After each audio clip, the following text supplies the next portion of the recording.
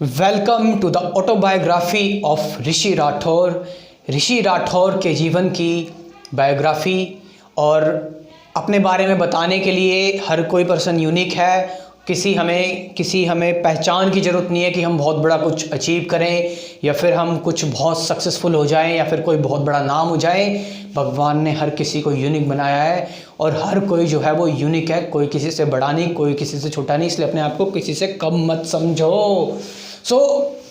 अब होता क्या है, मैं होता हूँ करीबन 3.5-4 साल के आसपास का मैं होता हूँ। मेरी मौसी जी की शादी हो जाती है और विदाई होती है।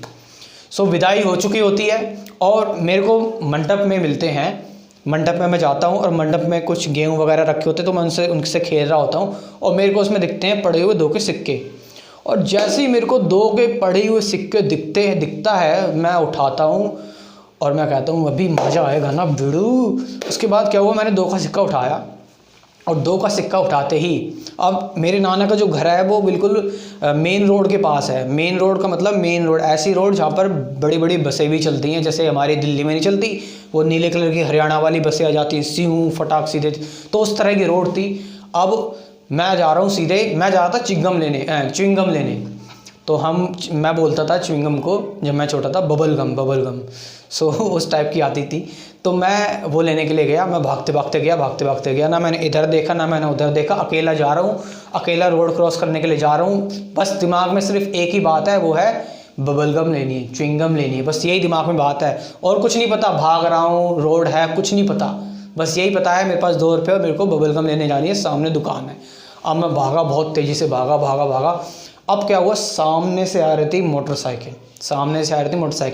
अब उस टाइम पर भाई, अब तो एक बात बताऊं, इटावा में अगर मैं बात करूं तो अभी भी कोई हेलमेट नहीं लगाता। वहाँ पुलिस वाले भी हेलमेट नहीं लगाते, तो उस टाइम की तो बात ही अलग है। तो उन बंदों ने हेलमेट नहीं रखा था। तो भाई वो सीधे आए, एकदम सीधे आए और मैं एकदम से उनके सामने आ गया। जैसे होता नहीं कभी कभार हमारी गाड़ी की या बाइक की स्पीड बहुत तेज़ होती है, तभी जानवर बीच में आते हैं एकदम से।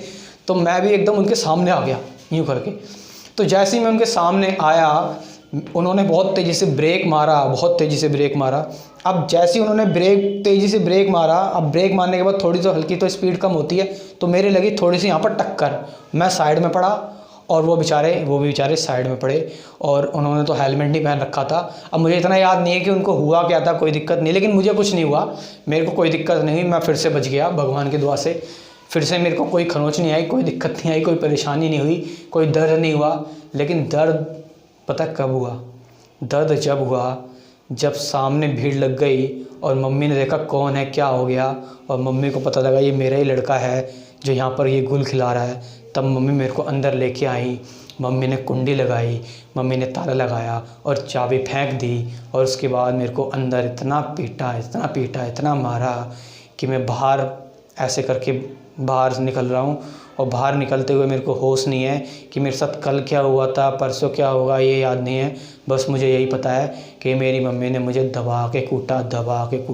तब दर्द हुआ भाई, दिल से बुरा लगता है भाई, दिल से। कैसी लगी ये मेरे को, मैं बिल्कुल ये रियल आपको बता रहा हूँ, बिल्कुल रियल, मेरी जो रियल स्टोरी है मैं वो बता रहा हूँ। और धीरे धीरे करके अभी बहुत सारे पड़ाव आएंगे, कुछ इमोशनल आएंगे, कुछ फ़नी आएंगे, कुछ ऐसे आएंगे, कुछ तो ऐसे आएंगे बिल्कुल बिल्कुल कहते हैं ना, वो नवाजुद्दीन सिद्दीकी का डायलॉग है कि मौत को छू के टक के निकल गया, मतलब ऐसे कुछ करके है। वीडियो को शेयर करो, लोगों को थोड़ा मोटिवेशन दो, लोगों को बताओ कि भाई ऐसे ऐसे धरती पर लोग हैं जो धरती पर बोझ बने हुए हैं। Thank you very much.